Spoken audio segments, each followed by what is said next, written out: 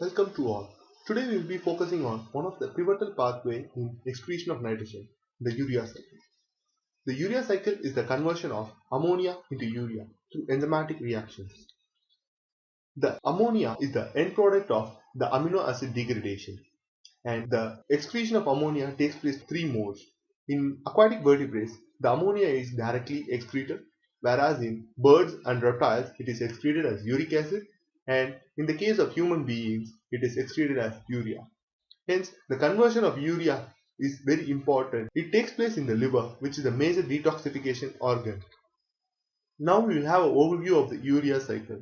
The urea cycle takes place in the mitochondria and the cytoplasm of the liver cells. It involves the conversion of ammonia in 5 steps, forming urea, thereby excreted via kidney. Now we will see the scheme of reactions, where the carbamyl phosphate is formed in the presence of carbamyl phosphate synthetase, which is converted into ornithine in the presence of ornithine transcarbamylase, and which is shunted into the cytoplasm, where it reacts with aspartate to form arginosuccinate, which then degrades to arginine and fumarate by arginosuccinase. Finally, the hydrolysis of arginine takes place to yield urea. The most important thing in a biochemical pathway is understanding the structures. Hence, I want to elucidate the structures involved in this reaction to make it easier. We all know the structure of the amino acid arginine, which has the hidden urea group in it. Hence, when we remove the urea group in the arginine amino acid, we get ornithine, which is the starting point of this cycle. Once the nitrogen group is replaced by oxygen, we get citrulline. Now we will see the overall scheme of reaction, where the ammonia is converted into fumarate and urea in the presence of 3 ATP molecules. Now we will see the stepwise reactions taking place.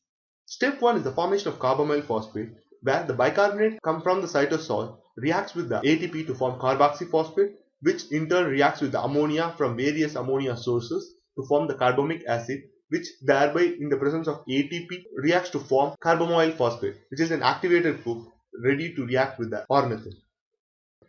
This ammonia source is formed by various ammonia forming enzymes, that is the aminotransferase, glutamate dehydrogenase, glutamine synthase and glutaminase.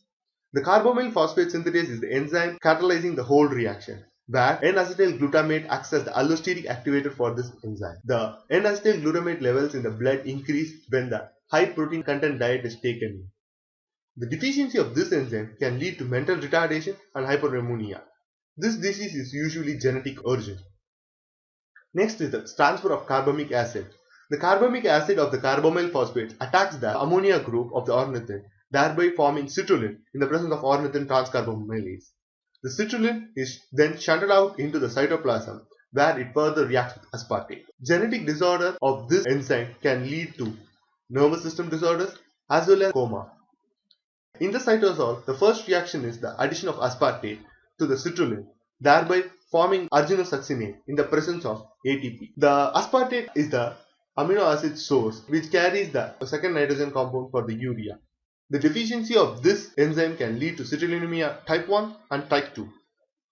Step 4 is the formation of arginine, which takes place in the presence of arginosuccinase, where the carbon skeleton is removed in the form of fumarate. The fumarate is utilized in the citric acid cycle for energy production. Deficiency of this is usually a rare autosomal genetic disorder which can lead to arginosuccinuric acid urea because the fumarate formation is reduced. Step 5. Hydrolysis of arginine takes place in the presence of arginase enzyme, where ornithine is recycled back into the mitochondria and urea is transported to the kidney. The deficiency of this enzyme is due to rare autosomal genetic disorder which can cause central nervous system abnormalities and hyperarginemia. Finally, I want to make an overview of urea cycle and the citric acid cycle, which is interlinked. The aspartate formed citric acid cycle is utilized in the urea cycle for the formation of arginosuccinate, which thereby gives fumarate, which has an isomer malate, are utilized in the citric acid back again, which shows us the energy produced in the citric acid cycle can be utilized in the urea cycle for detoxification of ammonia. Hence, my final take-home message would be, never miss your food. Why am I saying this is because scientists have said that the starvation is the major cause for urea cycle disorders.